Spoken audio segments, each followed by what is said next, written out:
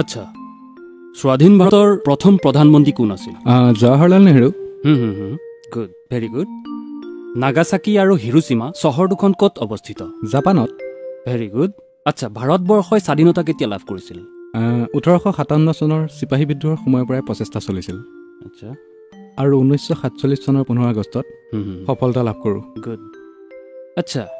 মংগল গ্ৰহত প্ৰাণী থকাটো আপুনি বিশ্বাস কৰেনে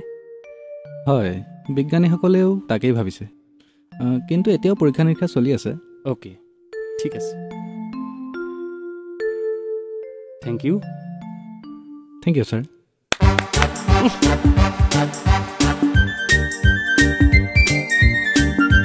নেক্সট কোন আছিলে মই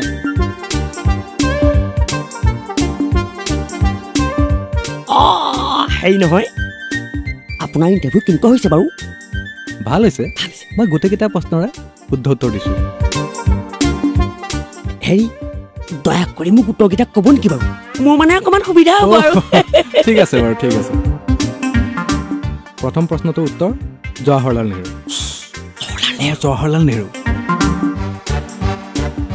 দ্বিতীয়টো হৈছে আপোনাৰ জাপান আৰু তৃতীয়টো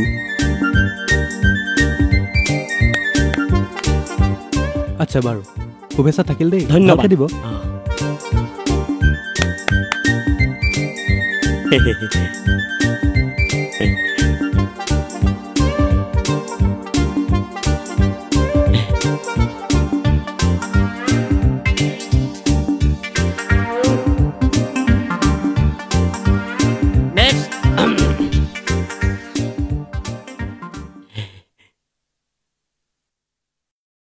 আচ্ছা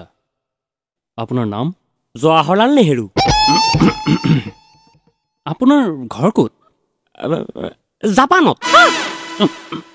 হেৰি আপোনাৰ জন্ম কিমান চনতহে 1857 চনৰ চিপাহী বিদ্ৰোহৰ সময়ৰ পৰাই প্ৰচেষ্টা চলিছিল কিন্তু 1947 চনৰ 15 আগষ্টতহে সফল হওঁ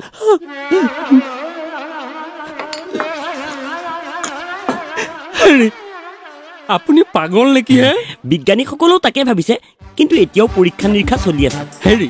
আপুনি মোৰ লগত ফটোৱামি কৰিবলৈ আহিছে নেকি হে ওলাই যাওক বুলি কৈছো নহয় ওলাই যাওক গেট আউট মোৰ চাকৰিটো নহ'ব নেকি বাৰু ছাৰ ওলাই যাওক বুলি কৈছো নহয় আহিছো ছাৰ